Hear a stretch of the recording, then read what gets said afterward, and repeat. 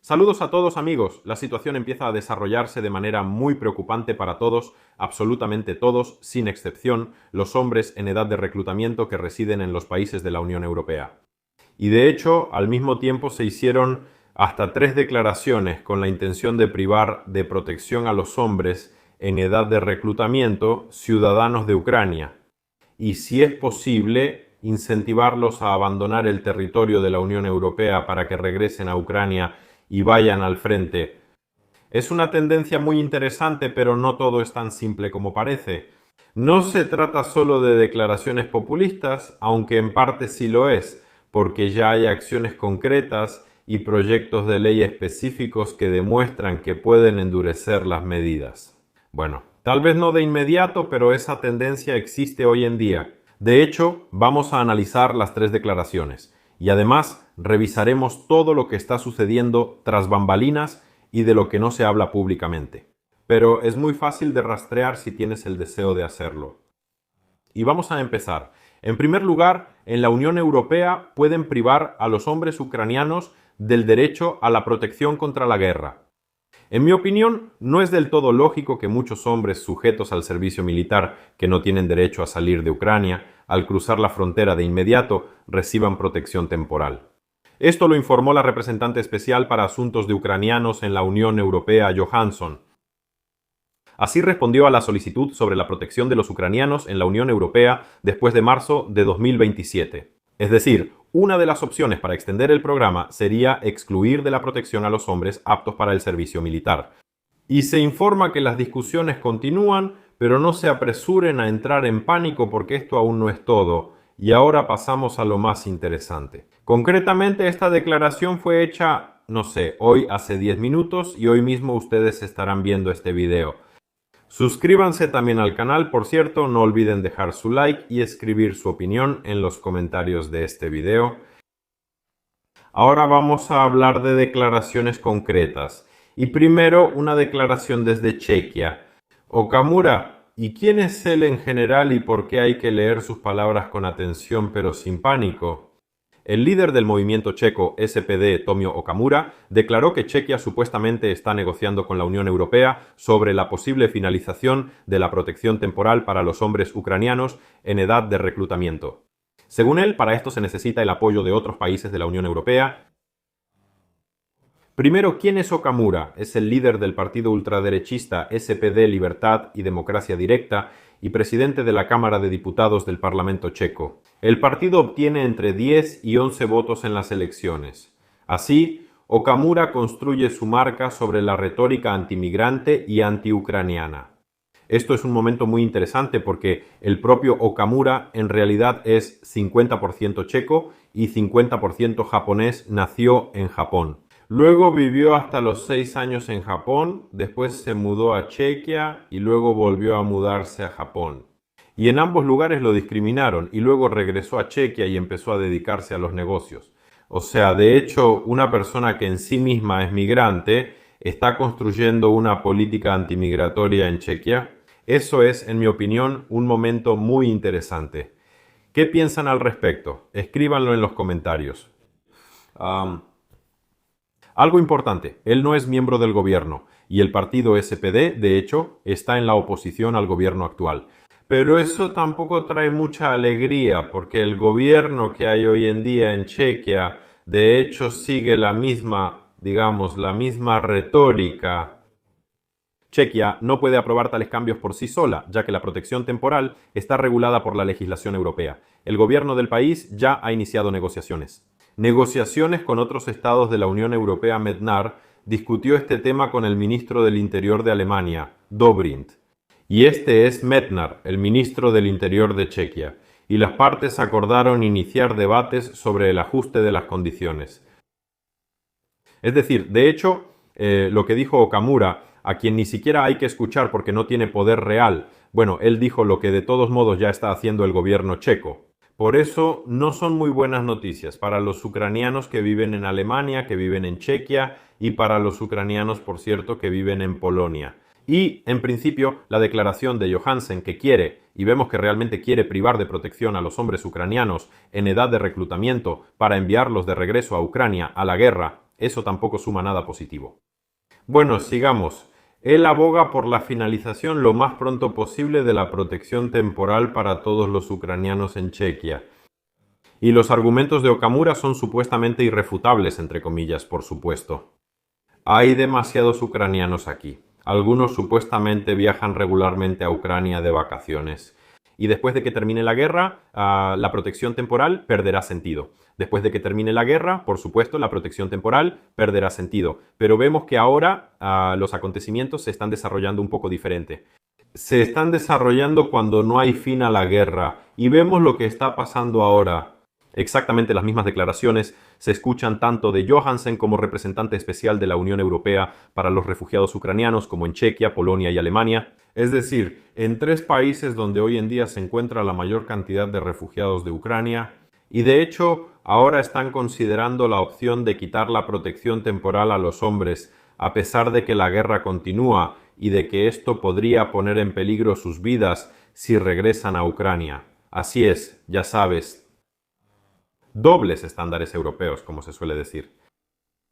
Y siempre me da la impresión de que tienen algún tipo de acuerdos secretos o simplemente hacen cuentas y ven que para que Ucrania aguante unos años más y para que ellos puedan prepararse, necesitan darle a Ucrania una reserva de hombres movilizables. Adelante. ¿Qué hay realmente detrás de estas declaraciones? Declaraciones de Okamura. La Comisión Europea confirmó oficialmente que la decisión sobre la protección temporal se aplica por igual a todos los ucranianos, sin hacer excepciones para los hombres en edad de reclutamiento. Pero vemos que la nueva y reciente declaración de Johansson también pone en duda esta situación. Aunque ahora hay, digamos, prohibiciones totales para los hombres en edad de reclutamiento, en el territorio de la Unión Europea, de hecho, solo se consideran en 3 países y solo son promovidas por 3 países: Polonia, Chequia y Alemania. A todos los demás países de la Unión Europea, como vemos, no les importa. Por una razón simple: en esos países viven menos ucranianos y no tienen ningún deseo de expulsarlos, hacer algo con ellos y así sucesivamente. Porque ellos hacen cuentas, ven cómo se da todo en términos financieros, ven que se cubre su falta de mano de obra y para sus economías eso es bueno. En esos países también, porque obtienen superganancias del hecho de que los ucranianos trabajan en su territorio.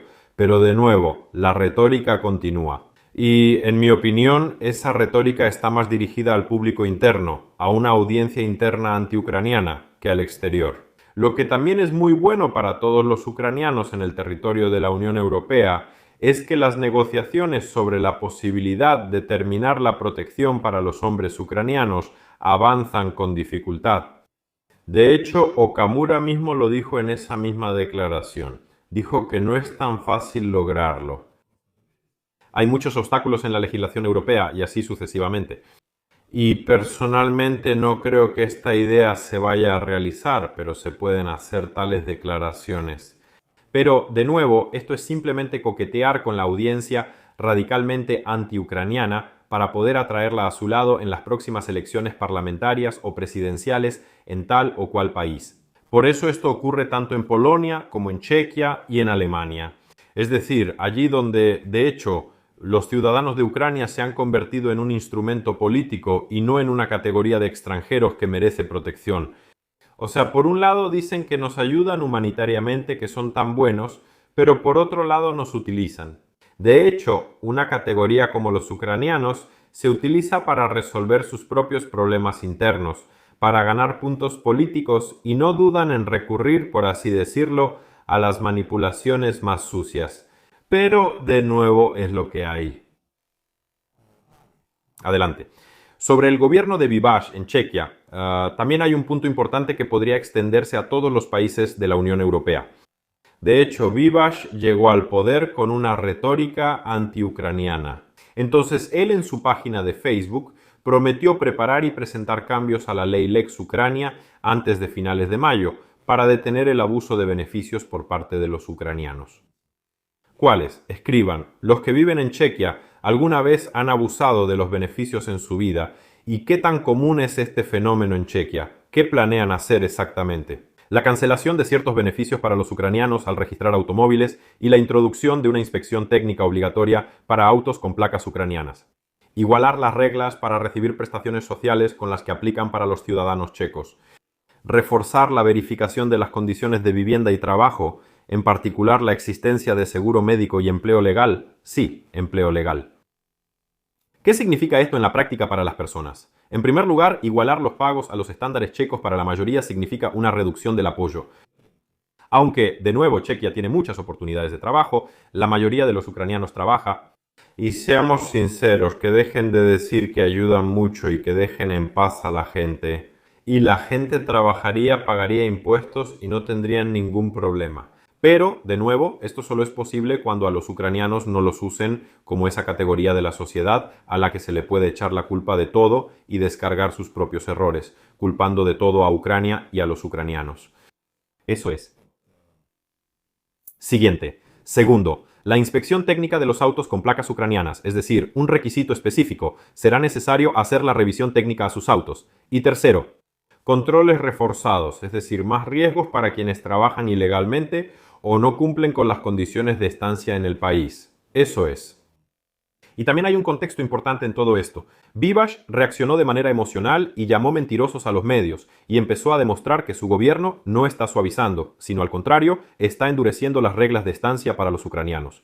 De hecho, es un intento de protegerse de las acusaciones de no cumplir con sus promesas electorales. Y las promesas electorales eran mucho más estrictas, incluso diría más crueles de lo que son hoy en día. De hecho, esta declaración suya está más dirigida a la audiencia interna, más enfocada en tratar de quitarse la presión de los partidos de ultraderecha, nuevamente del mismo Okamura y demás, y tratar de mostrar a los votantes que él tendrá una postura dura y que va a poner en su lugar a todos los ucranianos que viven en el territorio de Chequia. Y por cierto, ignorando oficialmente el hecho de que Chequia obtiene súper ganancias por la estancia de los ucranianos en su territorio, porque Chequia recibe mucho más dinero en forma de impuestos pagados que lo que gasta en ayuda a los ucranianos. Es decir, de hecho, hoy en día la situación no es que Chequia esté ayudando a los ucranianos, sino que los refugiados ucranianos están ayudando a que la economía checa crezca y a proporcionar salarios, pensiones y otros gastos en el ámbito social y otros sectores en el territorio de este país. Pero, de nuevo, ni Bibash ni Okamura jamás dirán una palabra oficialmente sobre esto en su vida, porque ellos mismos se han metido demasiado en este juego de la ultraderecha. Y ahora no saben cómo explicarles algo a las personas. Que los ucranianos son mucho más beneficiosos para Chequia que otros refugiados que llegan allá. Sí, y otros migrantes que también llegan allá. Pero de nuevo, me parece que con el tiempo esta historia jugará en su contra. Pero de nuevo, el tiempo lo dirá. Seguimos. Lo siguiente es Polonia, ¿sí? Recordemos que en Polonia, después del 4 de marzo de 1926, de hecho, se terminó la protección temporal. Y a diferencia de Chequia, donde los cambios aún se están discutiendo, en Polonia de hecho ya llevan varios meses en vigor. Los pagos mensuales de 800 ahora están vinculados al empleo oficial o a tener un negocio. Y para los extranjeros que no trabajan oficialmente, de hecho, los 800 se vuelven inaccesibles. El acceso completo a la atención médica lo tendrán los menores de edad, las personas que trabajan y los residentes de los centros de alojamiento colectivo, que también están siendo reducidos. Y cuando las personas cambien de estatus de UCR a estatus de SUKR, también serán expulsadas de estos centros de alojamiento colectivo. Los ucranianos que no trabajen recibirán atención médica al mismo nivel que otros extranjeros sin empleo. Es decir, solo podrán llamar a una ambulancia y básicamente eso es todo. Pero, de nuevo, no veo ningún problema en esto. El problema solo existe para las categorías vulnerables de la población, ¿sí? Aquellos que no pueden cuidarse por sí mismos. Son los pensionados, las personas enfermas con alguna enfermedad, las personas con discapacidad, los menores de edad, los niños pequeños, algunas mujeres embarazadas, familias numerosas y así sucesivamente. Pero, de nuevo, vemos que este problema ya existe en Polonia, pero hasta ahora nadie lo está resolviendo. Sin embargo, la retórica en Polonia, por más que le busques, la retórica oficial, es mucho más suave que en Chequia, porque, por ejemplo, el vocero del gobierno de Polonia explicó que la mayoría de los ucranianos que actualmente viven en Polonia ya están trabajando, sus hijos estudian en las escuelas, por eso el Estado considera posible ir cancelando gradualmente las reglas extraordinarias. Y la declaración oficial de Polonia es simplemente que ya no tiene sentido el estatus de protección temporal. Entonces, en Chequia dicen que van a luchar contra ciertos abusos por parte de los ucranianos. O sea, básicamente están presentando injustificadamente a los ucranianos como si fueran delincuentes que viven a costa de los checos, aunque eso no es cierto en absoluto. Y la mayoría de los ucranianos trabaja, paga impuestos oficialmente y apoyan la economía checa no solo con su mano de obra, sino también con los fondos provenientes del pago de impuestos. Pero de nuevo, nadie va a hablar de eso. Ahora, Alemania. También hay 1.200.000 ucranianos, refugiados ucranianos, viviendo en Alemania. Están endureciendo las reglas para el pago de la asistencia social. Ahora, en caso de rechazar una vacante a través del centro de empleo, es posible la cancelación total de los pagos. Y la nueva regla entró en vigor el 23 de abril de 2026. Los que lleguen después del 1 de abril de 2025 recibirán una ayuda menor, 441 euros en lugar de 563. Si no se presentan a la consulta en el centro de empleo, la ayuda puede reducirse aún un 30% más. La retórica en Alemania, al igual que en Polonia y en Chequia, se basa en que hay que reducir los pagos y dar menos bonificaciones a los ucranianos. Y a todos los hombres en edad de reclutamiento se les debe quitar la protección para que vayan a defender Ucrania. En realidad, para defender Europa. Pero de nuevo nadie habla de eso. Y recordamos incluso la declaración de Friedrich Merz cuando Zelensky fue a visitarlo sobre lo que será Alemania, incluyendo trabajar en eso, junto con los servicios de inteligencia ucranianos, para devolver a los hombres ucranianos en edad de reclutamiento de regreso a casa, para que puedan ser enviados al frente. Así es la historia.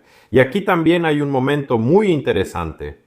Es que empezaron a traer migrantes a Ucrania, empezaron a traer indios. Y resulta que traen a los indios a Ucrania para que puedan trabajar, pagar impuestos y simplemente mantenerse y mantener a sus familias. Y a los ucranianos los quieren traer a Ucrania para poder enviarlos de inmediato al frente. Ahí está toda la injusticia que existe y la respuesta a la pregunta de por qué los ucranianos harán todo lo posible para no regresar a Ucrania. Porque no se trata solo de que en Ucrania no se pueda mantener a la familia, aunque eso también influye. Es una razón válida. Resulta que hay temores de regresar. Y aquí la cuestión es que a los ucranianos, a los hombres ucranianos que regresan a casa, con mucha probabilidad los enviarán al frente. Pero cuando llegan los indios, eso no les amenaza. Esa es toda la diferencia. De hecho, lo que está pasando ahora es un sistema, no es ninguna coincidencia. Y si lo miras así, Chequia, Polonia y Alemania son los 3 países donde viven más ucranianos. Todos ellos se están moviendo al mismo tiempo en la misma dirección. Menos beneficios especiales, más condiciones, más control, más presión para la integración y más restricciones para los hombres en edad de reclutamiento. No voy a hablar de ayudas ni de medicina gratuita y así sucesivamente. Seamos honestos. Si ahora todo eso se cancelara, simplemente cancelaran todo. Dejaran solo lo básico, la estancia legal en el territorio de estos países y dejaran de molestar con sus acusaciones constantes hacia los ucranianos. Eso ya sería suficiente.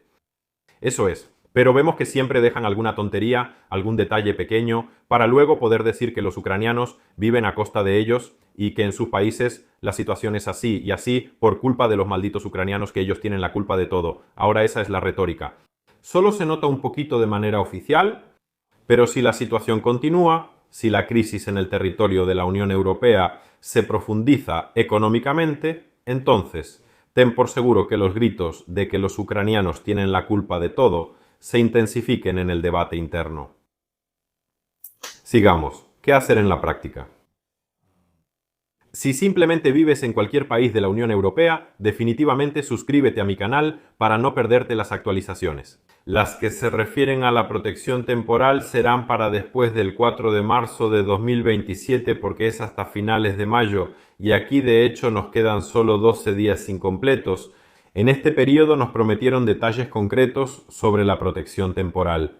Luego, si vives en Chequia, Dvivash prometió cambios hasta finales de mayo de 2026, así que mantente atento a las noticias. Si no trabajas oficialmente, ese es el mayor riesgo en realidad. Verifica tu estatus y las condiciones para recibir los pagos. Si tienes un auto con placas ucranianas, prepárate porque tendrás que pasar la inspección técnica de tu vehículo. No veo ningún problema en esto, pero de nuevo hay que estar preparado. ¿Continuemos? Si vives en Polonia, sabemos que las reglas ya cambiaron desde el 4 de marzo de 2026 ya. No nos detendremos en esto, pero de nuevo lo haremos.